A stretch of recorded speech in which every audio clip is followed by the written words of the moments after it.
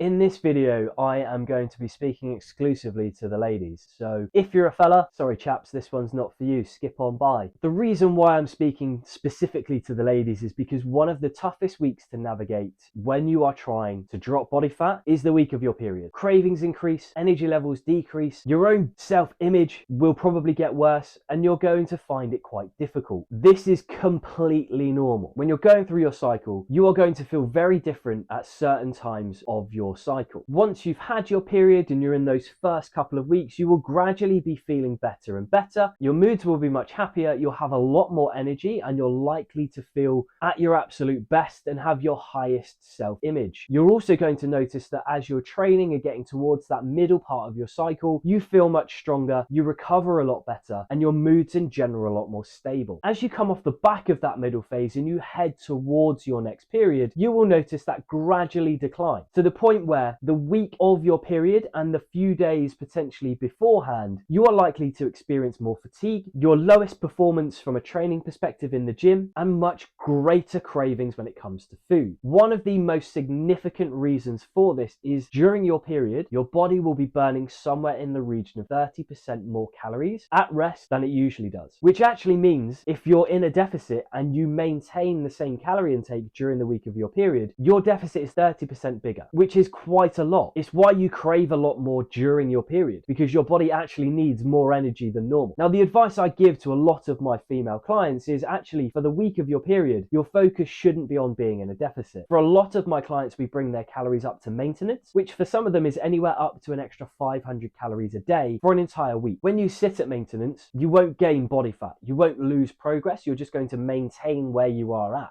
But the reality of the situation is you're probably still going to be in a small deficit simply by the fact your body is burning extra calories. But by removing the stress that comes from trying to stay in a deficit when your body feels like it's eating you from the inside out and is making you feel like shit, you actually ease a lot of that stress because you feel like you can eat when your body wants you to. It also frees you up quite a lot of extra calories if you do want to indulge a little bit in things like chocolate and food that's going to make you feel better on the inside. When you extrapolate it over the course of an entire month, it's also not going to do you any damage, because if you sit at maintenance for 1 week of the month and you're in a deficit for 3 weeks of the month, you're still going to average a significant deficit over the course of that entire month. So you will continue to make progress. Yes, it will be ever so slightly slower than if you stayed in a deficit during your period, but if you find that your hormonal fluctuations around your period make you feel like it's near impossible to stay in a deficit, don't make a bad situation worse by forcing yourself not to eat when your body needs food. When it comes to fat loss in general, the results come from being consistent over an extended period of time. It doesn't come from being perfect every single week. When you have a very set, roughly 28-day cycle that you will go through each month, that will impact and affect how you feel, how you perform, and your appetite. It's important you take that into account. You also have the fact that when you're on your period, your body is going to hold on to a lot more water. It could equate to anything up to about 5 kilos difference on the scales. It's another good reason why not to weigh yourself around your period, or if you do, to make a note that you're on your period so you only ever compare it to the month previous. Ultimately, the key to your goals, as I said, is that long-term consistency. So if we can make it easier for you to navigate through your period by making your training easier for that 1 week, allowing you extra calories so you don't feel as stressed if you do eat and go over, and taking that pressure off of you feeling like you have to be perfect all the time, you're more likely to enjoy the process, stick to the process, and get results. Hormonal fluctuations are something that you will absolutely have to deal with every single month. So rather than fight against them and make your life more difficult, the most important thing is that actually we accept that this is the situation and we make allowances. Allowing yourself extra calories and not worrying if you go over during the week of your period because you're consistent for the other 3 weeks is going to make your life much easier. Recognizing that training is going to be harder, you're going to have less energy, and you might not recover as well is also going to help stop you overthinking and getting stressed if you don't feel like you're performing at your best. Most importantly, during the week of your period, ensure that you still check in. It can feel like you've had a shit week. It can feel depressing and you can feel frustrated. But if you check in with your coach, they can put your mind at ease that how you're feeling, A, isn't a true reflection of where you are, and B, is completely normal given what your body is putting you through. I hope you found this video useful. Make sure sure you like it and favorite it so it's easy to find. And most of all, if you've got questions, reach out and we will happily help. But in summary, when you are going through your period, don't be afraid to bring your calories up because your body will be burning about 30% more calories than usual. And we want to make the process of getting through your period as pain-free as possible. So I would always rather we sit at maintenance for a week so that it's easier for you, that we slightly ease off on how hard we push in the gym so that you can get through it as best as possible, because we know once your period is passed, the next couple of weeks, you're going to be your absolute best and we can really kick on.